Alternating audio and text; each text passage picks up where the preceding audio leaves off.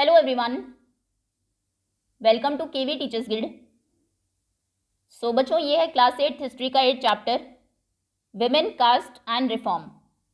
तो इस चैप्टर में हम डिस्कस करेंगे डिफरेंट कास्ट्स में और विमेन की कंडीशन में महिलाओं की स्थिति में आने वाले रिफॉर्म्स, सुधारों के बारे में। Have you ever thought of how children lived about 200 years अगो? क्या आपने कभी सोचा है आज से लगभग 200 साल पहले बच्चे कैसे रहते होंगे? Nowadays, most girls from middle class families go to school and often study with boys. आजकल मिडिल क्लास फैमिलीज से मोस्टली गर्ल्स स्कूल जाती हैं, बॉयज़ के साथ पढ़ती हैं। जब वो बड़ी होती हैं उनमें से ज़्यादातर कॉलेजेस और यूनिवर्सिटीज़ जाती हैं, उसके बाद जॉब्स करती हैं। They have to be adults before they are legally married, और लीगली शादी करने से पहले उनका एडल्ट होना कम से कम 18 साल का होना ज़रूरी है।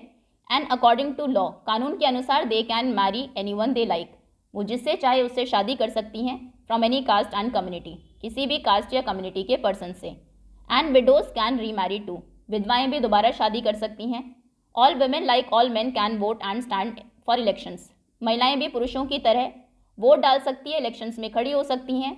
Of course these rights are not actually enjoyed by all, तो ये राइट्स हमें कानून ने तो दिए हैं, लेकिन सभी लोग इनको इक्वली इन्जॉय नहीं करते। पुअर पीपल, जैसे कि जो गरीब लोग हैं, हैव लिटिल और नो एक्सेस टू एजुकेशन, उनके पास एक्सेस टू एजुकेशन नहीं है, उनके बच्चे स्कूल नहीं जा पाते, या तो वो फीस अफोर्ड नहीं कर पाते हैं, या फिर बच्चों को घर पर काम करना पड़ता है। And in many families women can not choose their husbands, बहुत सारी फैमिलीज में वुमेन को, गर्ल्स को ये राइट नहीं होता, फ्रीडम नहीं होती कि वो अपने हस्बैंड्स को चूज कर सकें। 200 years ago things were very different, लेकिन 200 साल पहले चीज़ें बहुत अलग थी। Most children were married off at an early age, ज़्यादातर बच्चों की शादियां कम एज में ही कर दी जाती थी। Both Hindu and Muslim main can marry more than one wife, Hindu और मुस्लिम में जो मेन थे उनको अलाउड था कि वो एक से ज़्यादा बार शादियां कर सकते हैं। In some parts of the country, और देश के कुछ हिस्सों में, widows were praised if they chose death by burning themselves on the funeral pyre of their husbands, अगर किसी के हस्बैंड की डेथ हो गई है तो जो विधवा है उसको प्रेज किया जाता था अगर वो उसके फ्यूनरल पायर, अपने हस्बैंड की जो चिता है, उस पर बैठ के जल के अपनी जान दे दे। Women who died in such a manner, इस तरीके से जिन वुमेन की डेथ होती थी, वेदर विलिंगली और अदरवाइज, चाहे वो अपनी इच्छा से ऐसा कर रही है या फिर उसको ज़बरदस्ती कराया गया है, वर कॉल्ड सती, उसको सती कहा जाता था, मीनिंग वर्चुअस वुमेन। सती मतलब बहुत ही वर्चुअस, बहुत हाई मोरल स्टैंडर्ड्स जिनके हो, ऐसी ये वुमेन है जिसने जो सती हुई है। Women's right to property were also restricted, women का प्रॉपर्टी में भी कोई राइट नहीं था, हिस्सा उनका नहीं होता था। इसके अलावा most women had virtually no access to education, पढ़ने उनको नहीं भेजा जाता था। In many parts of the country people believe that if a women was educated she could become a widow, लोगों का मानना था कि अगर कोई वुमेन एजुकेट होगी, पढ़ेगी, तो वो विडो हो जाएगी, उसके हस्बैंड की डेथ हो जाएगी। उसके बाद ये पिक्चर एक आपको गिवन है, फिगर 1, सती प्रथा को इसमें दिखाया गया है, painted by Balthazar Solvyns in 1813। Balthazar Solvyns ने इसको पेंट किया था 1813 में। This was one of many pictures of sati painted by the European artist who came to India, बहुत सारे यूरोप के आर्टिस्ट इंडिया में आए तो उन्होंने सती को पेंट किया, उनमें से एक ये पिक्चर है। The practice of sati was seen as evidence of the barbarism of the east, इसको ईस्ट का बार्बरिज्म मतलब ईस्ट में जो बर्बरता होती है लोगों पर, उनमें से एक माना जाता था और थी भी। Now differences between men and women were not the only ones in society, society में जो डिफरेंसेस, भेदभाव था महिलाओं और पुरुषों में, सिर्फ यही एक नहीं था, बहुत सारे रीजन्स में people were divided along lines of caste, लोगों को कास्ट में, जातियों में बांटा गया था। Now Brahmans and Kshatriyas considered themselves as upper caste, Brahmans और क्षत्रिय खुद को अपर कास्ट मानते थे।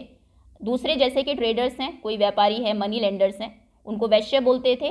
वर प्लेस्ड आफ्टर देम, वो उनके बाद आएंगे, सबसे पहले ब्राह्मण्स है, फिर क्षत्रिय है, फिर वैश्य है।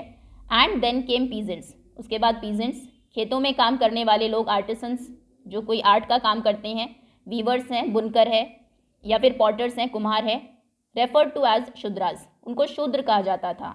तो सोसाइटी 4 वर्णों में डिवाइड की हुई थी। सबसे पहले उसमें थे ब्राह्मण्स, ये एक हिरार्की थी, इसी ऑर्डर में इनको समझा जाता था। उसके बाद आते थे क्षत्रिय, देन वैश्य, और सबसे नीचे इसमें रखा गया था शूद्र को, एट द लोवेस्ट रंग, और इसमें सबसे नीचे वो लोग थे, those who labour to keep cities and villages clean, जो गांव और शहरों में सफाई का काम करते थे, उनको साफ करते थे। और worked eight jobs that upper caste considered polluting, और इन काम को जो अपर कास्ट थे वो पोल्यूटिंग समझते थे, बहुत ही ख़राब काम मानते थे। That is it could lead to the loss of caste status. अगर कोई अपर कास्ट का पर्सन साफ सफाई का काम करता है तो ऐसा समझा जाता था कि वो अपने कास्ट का स्टेटस ही खो देगा, वो भी लोअर कास्ट बन जाएगा। The upper caste also treated many of these groups at the bottom as untouchable. Upper caste के लोग, इनमें से बहुत सारे ग्रुप्स को अनटचेबल मानते थे, मतलब आप उनको छू भी नहीं सकते। They were not allowed to enter temples. Temples में, मंदिरों में उनकी एंट्री नहीं थी। Draw water from wells used by upper caste. Upper caste जिन कुओं को यूज़ करते थे वो वहाँ से पानी नहीं पी सकते थे। और बेद इन पॉन्ड्स वेयर अपर कास्ट बेद, या फिर अपर कास्ट जहाँ पर नहाते थे वहाँ पर वो लोग नहा नहीं सकते थे। They were seen as inferior human beings. उनको इन्फीरियर, बहुत ही नीचा ह्यूमन बींग समझा जाता था। Over the 19th and 20th century, तो पूरे 19th और 20th सेंचुरी में many of these norms and perception slowly changed. हम देखेंगे धीरे धीरे ये नॉर्म्स और परसेप्शंस चेंज होंगे। Let us see how this happened. तो अभी देखते हैं हुआ कैसे। Working towards change from the early 19th century, 19th century के शुरू से ही, मतलब 1800 एंड समथिंग से ही, we find debates and discussions about social customs and practices taking on a new character. तो हम देखेंगे अलग अलग तरीक़ों से लोग डिबेट कर रहे हैं, बहस कर रहे हैं, डिस्कशंस कर रहे हैं, बातचीत कर रहे हैं, चर्चा कर रहे हैं इन सोशल कस्टम्स और प्रैक्टिसेस के बारे में। One important reason for this was the development of new forms of communication. अभी ये 1800 में होना शुरू क्यों हुआ? क्योंकि इस टाइम तक कम्युनिकेशन के बहुत सारे नए तरीके आ गए थे, जैसे कि फॉर द फर्स्ट टाइम पहली बार बुक्स, न्यूज़पेपर्स, मैगजीन्स, लीफलेट्स बोलते हैं, जो एक पेपर को लीफ के शेप में उसके ऊपर इन्फॉर्मेशन लिखी होती है, डिस्ट्रीब्यूट किए जाते हैं, या फिर पैम्फलेट्स, कोई छोटी सी बुकलेट, ये प्रिंट होने लगी थी।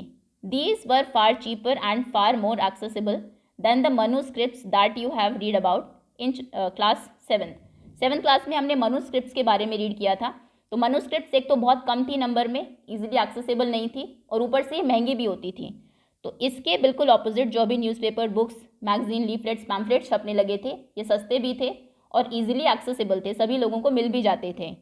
देयरफॉर ऑर्डिनरी पीपल, तो जो आम लोग थे, कुड रीड दीज, इनको पढ़ सकते थे, और बहुत सारे इन आम लोगों में से इन पैम्फलेट्स को, लीफलेट्स को, न्यूज़पेपर्स, उनको लिखते भी थे और अपने आइडियाज़ को अपनी खुद की लैंग्वेजेस में एक्सप्रेस करते थे।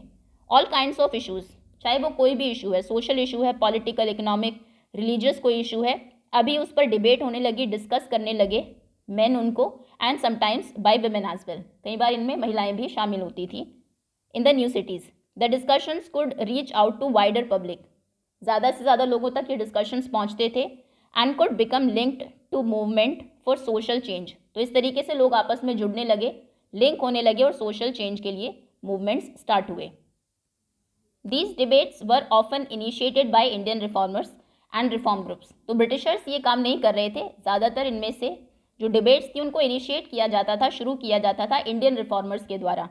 रिफॉर्मर्स, सोशल रिफॉर्मर हम बोलते हैं जो सोसाइटी में कुछ बदलाव करते हैं, रिफॉर्म मतलब सुधार करते हैं, समाज सुधारक हिंदी में इनको कहते हैं। वन सच रिफॉर्मर वॉज राजा राम मोहन रॉय। इनमें से एक रिफॉर्मर थे राजा राम मोहन रॉय, इंपॉर्टेंट नाम है, जो एक्टिव थे 1772 से 1833 तक। ओके, ही फाउंडेड अ रिफॉर्म एसोसिएशन। इन्होंने एक रिफॉर्म एसोसिएशन भी बनाई जिसको जाना गया ब्रह्मो सभा के नाम से और बाद में ब्रह्मो समाज के नाम से। कैलकाटा में ये इन्होंने इस्टेब्लिश की थी। लास्ट के कुछ ईयर्स में ही 1833 में इनकी डेथ हो गई थी। 1828 में इन्होंने ब्रह्मो सभा बनाई थी जो बाद में ब्रह्मो समाज के नाम से जानी गई। People such as Raja Ram Mohan Roy are described as reformers because they felt. अच्छा, इनको हम रिफॉर्मर्स क्यों बोलते हैं जैसे कि राम मोहन रॉय थे? क्योंकि इनको लगा कि चेंजेस अभी ज़रूरी है सोसाइटी में, और जो कुछ अनजस्ट प्रैक्टिसेस हैं, अन्याय हो रहे हैं लोगों पर, need to be done away with, उनको अभी हमें ख़त्म करना होगा। They thought that the best way to ensure such changes were by persuading people to give up old practices and adopt a new way of life. अभी होगा कैसे कि जो पुरानी प्रैक्टिसेस हैं उनको आप छोड़ दीजिए और न्यू वे ऑफ लाइफ को शुरू कीजिए।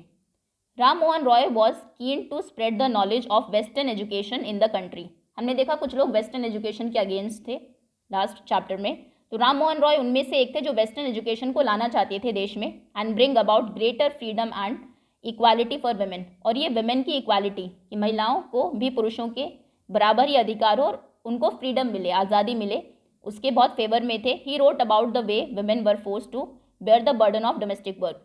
इन्होंने इस बारे में बहुत लिखा कि किस तरीके से महिलाओं के ऊपर एक बर्डन है डोमेस्टिक वर्क का। कन्फाइंड टू द होम्स, वो घरों तक ही रहती है, स्पेशली किचन तक, and not allowed to move out and become educated. उनको घर से बाहर नहीं निकलने दिया जाता, ना ही एजुकेट होने दिया जाता है। ये एक पेंटिंग आपको गिवन है of Raja Ram Mohan Roy, painted by Rembrandt Peale जैसे भी इसको प्रोनाउंस करेंगे, इन 1833 में इसको बनाया गया था। Okay, next topic is changing the lives of widows. Widows की, विधवाओं की लाइफ में लाइफ को चेंज करना, उसमें बदलावों को लाना। Ram Mohan Roy was particularly moved by the problems widows faced in their lives. Ram Mohan Roy बहुत ही मूव्ड हुए, उनको बहुत दुख हुआ जब उन्होंने ये देखा कि जो विडोज हैं, विधवाएं हैं, वो किस तरीके से क्या प्रॉब्लम्स को उनकी लाइफ में फेस करती हैं। He began a campaign against the practice of sati. सबसे पहले तो सती के अगेंस्ट उन्होंने कैंपेन शुरू किया। Ram Mohan Roy was well versed in Sanskrit.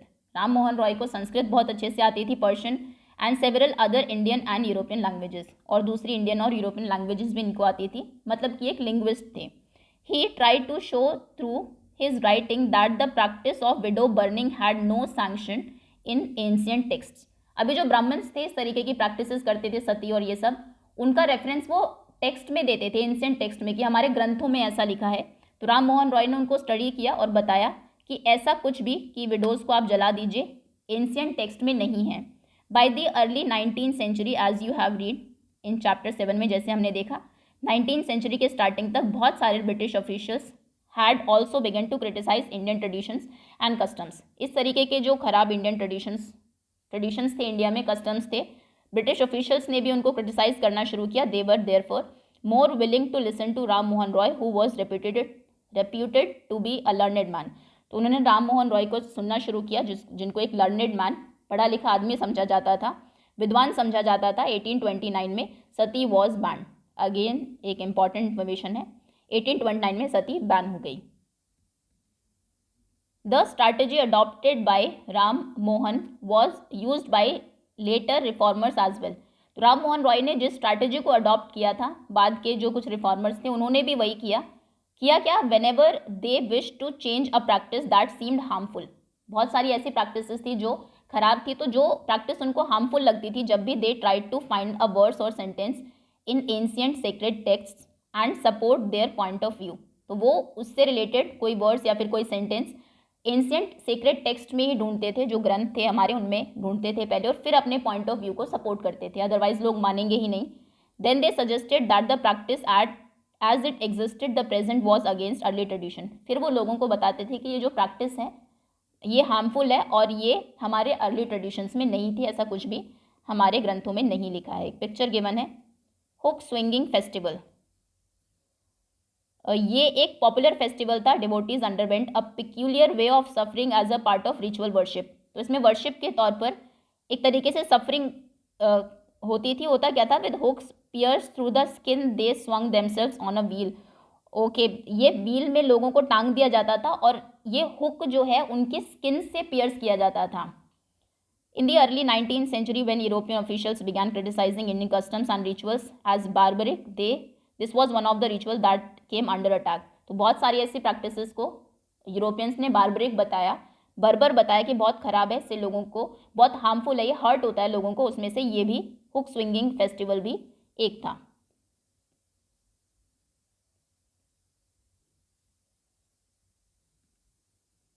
For instance, one of the most famous reformers, जैसे कि एक बहुत ही फेमस रिफॉर्मर थे ईश्वर चंद्र विद्यासागर। इन्होंने भी इंडियन एंशिएंट टेक्स्ट को यूज़ किया, suggest that widows could remarry. ये सजेस्ट करने के लिए लोगों को कि हमारे टेक्स्ट में लिखा है विडोज की दोबारा शादी हो सकती है। His suggestion was adopted by British officials ने इनके सजेशन को अडॉप्ट किया and a law was passed in 1856 permitting widow remarriage. Sati को बैन किया गया इन 1829। 1828 में बना था ब्रह्मो सभा, जिसको बाद में ब्रह्मो समाज के नाम से जाना गया। और उसके बाद अभी नेक्स्ट डेट है इंपॉर्टेंट, 1856, जिसमें कि बैन किया गया, लॉ पास किया गया कि विडोज दोबारा से शादी कर सकती है। विडो रीमैरिज एक्ट को पास किया गया। Those who were against the remarriage of window opposed Vidyasagar and even boycotted him. बहुत सारे लोग इसके अगेंस्ट थे कि नहीं, विधवाओं को शादी नहीं करनी चाहिए दोबारा, तो उन्होंने इनको बॉयकॉट भी किया, विद्यासागर को। By the second half of 19th century, second half मतलब 1850 के बाद में 19th सेंचुरी के After 1850, the movement in favor of widow remarriage spread the other parts of the country. देश के दूसरे हिस्सों में भी विडो रिमैरिज के लोग में के फेवर में लोग बोलने लगे. In the Telugu speaking areas of Madras presidencies उस टाइम पर होती थी, तो मद्रास प्रेसिडेंसी में जो तेलुगु स्पीकिंग एरिया थे वहाँ पर थे वीर सालिंगम पंतुलू उन्होंने फॉर्म की एक एसोसिएशन विडो रिमैरिज के लिए. अराउंड द सेम टाइम, इसी टाइम पर young intellectuals and reformers in Bombay pledged themselves to working for the same cause. Bombay presidencies में भी बहुत सारे यंग जो रिफॉर्मर्स थे उन्होंने प्लेज किया कि वो भी इस कॉज में के फेवर में काम करेंगे. नॉर्थ में थे Swami Dayanand Saraswati who founded the reform association called Arya Samaj. Again important information है. उसके बाद है स्वामी दयानंद सरस्वती, इन्होंने फॉर्म किया था Arya Samaj in 1875. Who also supported widow remarriage, और इन्होंने भी विडो रिमैरिज को सपोर्ट किया. येट इसके बाद भी the number of widows who actually remarried remained low. जिन विडोज़ ने दोबारा शादी की, जिनकी दोबारा शादी हुई, वो नंबर अभी भी बहुत कम थे, बहुत कम ही ऐसा कर पाती थी. Those who married were not easily accepted in society, और जो करती थी उनको सोसाइटी समाज एक्सेप्ट नहीं करता था. And conservative groups continued to oppose the new law. जो कुछ कंजर्वेटिव्स थे वो इस नए कानून को अपोज करते ही रहे. ये आपको पिक्चर गिवन है स्वामी दयानंद सरस्वती की. दयानंद ने फाउंड किया था Arya Samaj in 1875, the organisation that attempted to reform Hinduism. Arya Samaj मतलब कि हिंदुज़म में जो कुछ बहुत खराब प्रैक्टिसेस हैं उनको ठीक करके, उनको रिफॉर्म करके हम एक नए समाज की स्थापना कर रहे हैं. तो इन्होंने कोशिश की हिंदुज़म को रिफॉर्म करने की, और ये नॉर्थ में एक्टिव थे. ये देखिए एक पिक्चर ये आपको गिवन है ईश्वर चंद्र विद्यासागर की. Now next topic is girls began going to school. लड़कियां भी स्कूल जाने लगी. Many of the reformers felt that education for girls was necessary in order to improve the condition of women. बहुत सारे रिफॉर्मर्स को लगा कि अगर वुमेन की कंडीशन में इम्प्रूवमेंट करनी है तो उसके लिए ज़रूरी है कि उनको पढ़ाया लिखाया जाए, एजुकेट किया जाए. Vidyasagar in Calcutta and many other reformers in Bombay set up schools for girls. Vidyasagar हमने देखा था कि इन्होंने विडो रिमैरिज के फेवर में भी बोला था. इन्हीं की वजह से ब्रिटिशर्स ने एक्ट पास किया था 1856 में, विडो रिमैरिज एक्ट 56. यस, तो अभी ये गर्ल्स की एजुकेशन, और ये कैलकाटा में एक्टिव थे. उस टाइम पर जो रिफॉर्मर्स थे, क्योंकि नेशनलिज्म नहीं था, रीजनलिज्म ज़्यादा था, पर्टिकुलर रीजन में ही लोग एक्टिव रहते थे, तो ये कैलकाटा में थे. और बहुत सारे दूसरे रिफॉर्मर्स बॉम्बे में भी थे जिन्होंने गर्ल्स के लिए स्कूल सेटअप किए. When the first school were opened in the mid 19th century, 1850s के अराउंड ही पहला स्कूल सेटअप हुआ था. बहुत सारे लोग डर गए. Many people were afraid of them, उनसे डरते थे. उनको डर था that school would take girls away from home, घर से दूर जाएगी लड़कियाँ, and prevent them from doing, तो फिर घर का काम वो नहीं करेगी, डोमेस्टिक ड्यूटीज़ परफॉर्म नहीं करेगी. इसके अलावा girls had to travel through public places in order to reach school. School जाने के लिए उनको पब्लिक प्लेसेस से जाना होगा. और बहुत सारे लोगों को लगता था कि इससे लड़कियां बिगड़ जाएंगी, करप्ट इन्फ्लुएंस आएगा उनके ऊपर. They felt that girls should stay away from public spaces. उनका मानना था कि ऐसे पब्लिक स्पेसेस से लड़कियों को दूर ही रहना चाहिए, उनको घर में ही रहना चाहिए. इसीलिए through out the 19th century, पूरे 19th सेंचुरी में most educated women were taught at home by liberal fathers और हस्बैंड्स. जिनके फादर या हस्बैंड लिबरल थे, लड़कियों को पढ़ाना चाहते थे, उन्होंने गर्ल्स को घर पर ही पढ़ाया. समटाइम्स वुमेन टॉट देमसेल्व्स, कई बार वुमेन ने खुद भी पढ़ाई की. Do you remember what you read about Raj Sundari Devi? इनके बारे में आपने 7th क्लास में स्टडी किया था सोशल एंड पॉलिटिकल लाइफ में लास्ट ईयर. तो वो ये उन्हीं में से एक थी जिन्होंने सीक्रेटली, चुपचाप पढ़ाई की थी, लिखना और पढ़ना सीखा था कैंडल की फ्लिकरिंग लाइट, मतलब टिमटिमाती हुई रोशनी में एट नाइट. दिन में ये काम करती थी और रात को पढ़ना सीखती थी. In the latter part of the century 19th century के एंड तक आते आते schools for girls were established by the Arya Samaj in Punjab. Punjab में आर्य समाज ने गर्ल्स के लिए स्कूल खोले.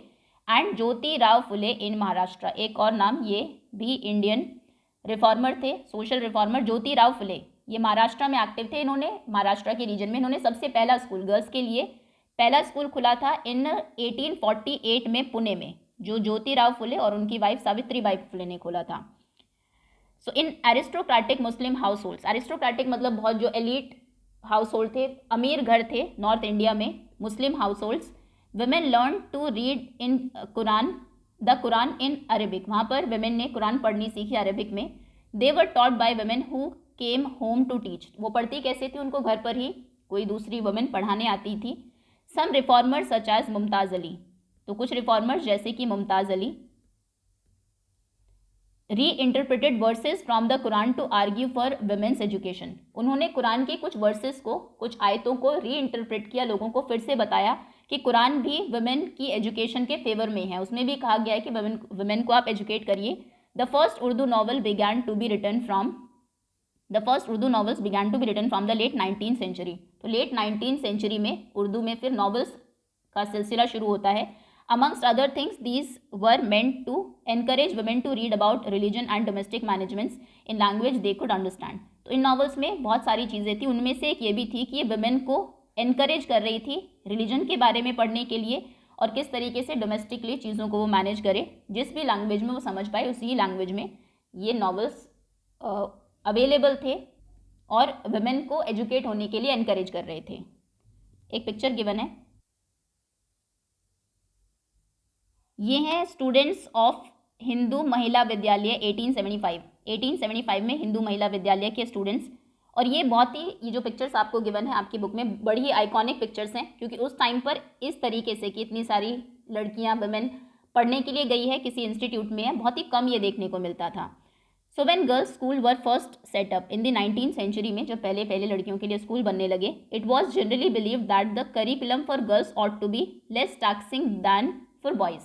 तो ऐसा कहा जाता था कि गर्ल्स के लिए जो करिकुलम होगा, सिलेबस होगा, वो कम टैक्सिंग होना चाहिए, मतलब हल्का हो एक तरीके से बॉयज़ के कंपैरिजन में। द हिंदू महिला विद्यालय, जिसकी आप पिक्चर ये देख रहे हैं, was one of the first institutions to provide girls with the kind of learning that was usual for boys at the time.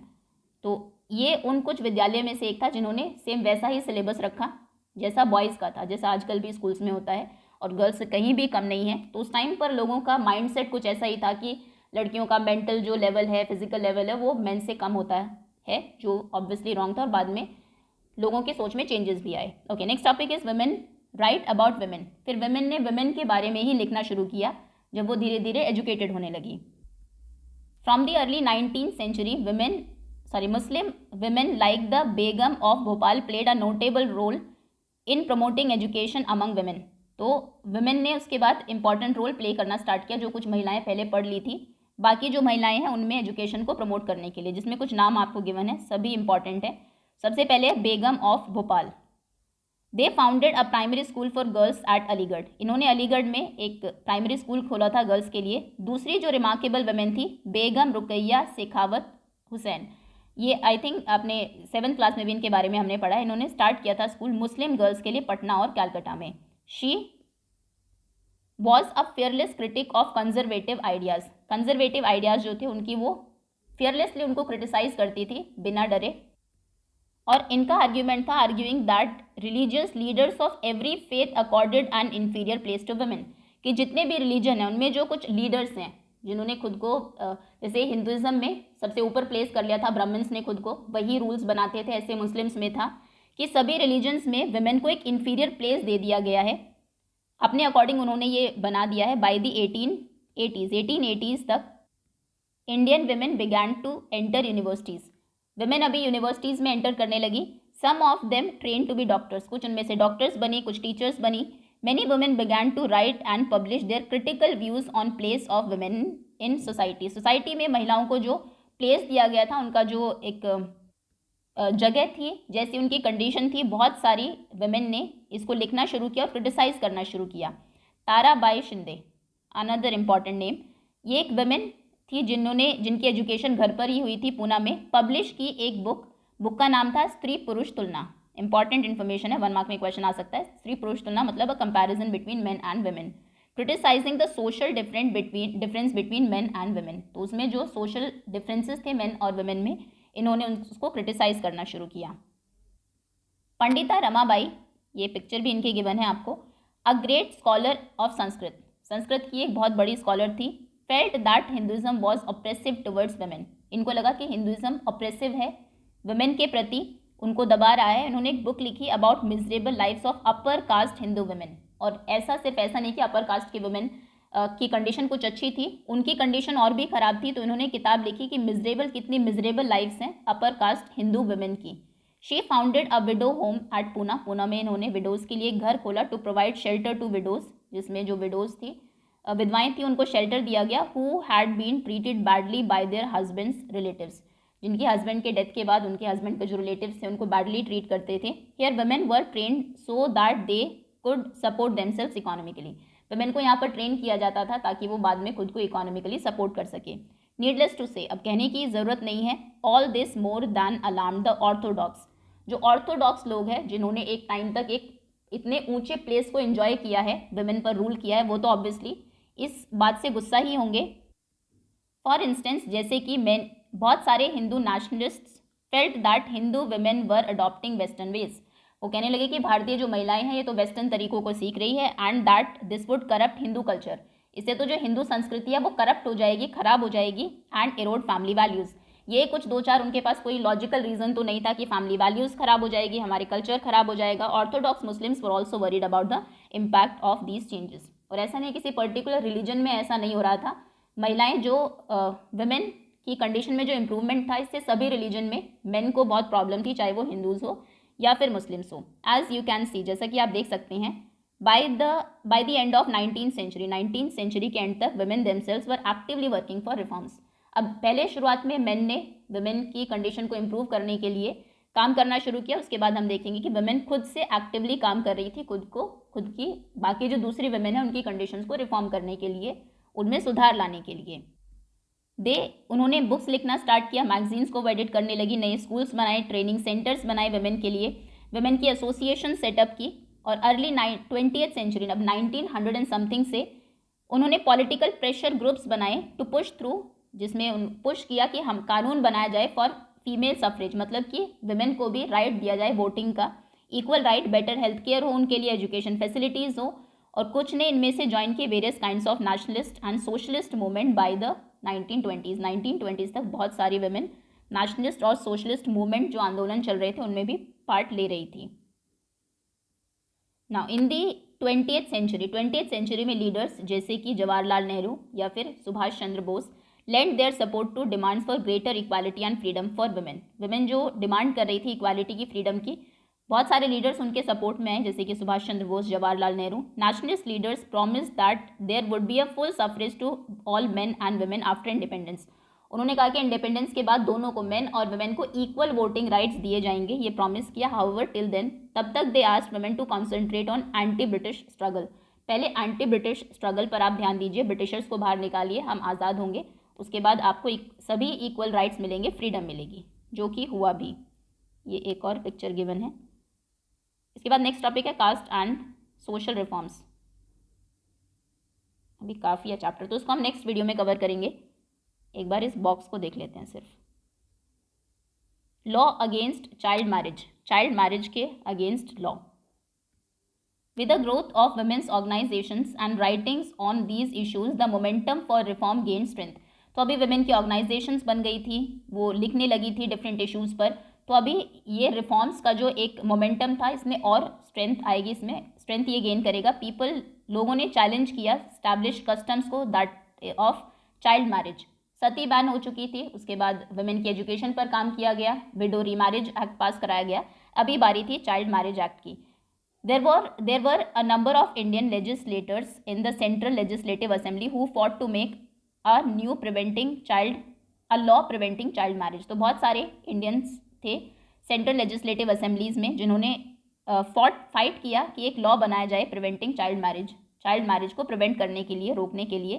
सो 1929 में ये बहुत बाद में हुआ, बाकी जो रिफॉर्म्स थे वो हमने देखा 1828, 56 में हो चुके थे। Child marriage restraint act was passed without the kind of bitter debate, किसी ने इसके ऊपर डिबेट नहीं की, कोई स्ट्रगल नहीं हुआ कि कोई इसको अपोज कर रहा है, जैसा कि सती के टाइम पर हुआ था, वुमेन को जब एजुकेशन दी गई उस टाइम पर हुआ था, या फिर विडो रीमैरिज के टाइम पर हुआ था। तो इसके अगेंस्ट ऐसा कोई स्ट्रगल ऑर्थोडॉक्स लोगों ने, किसी ने नहीं किया। Earlier law had seen according to the act no man below the age of 18। अब जब शुरू में ये बनाया गया तो एज कितनी थी, 18 थी मेन के लिए, एंड वुमेन के लिए 16 थी।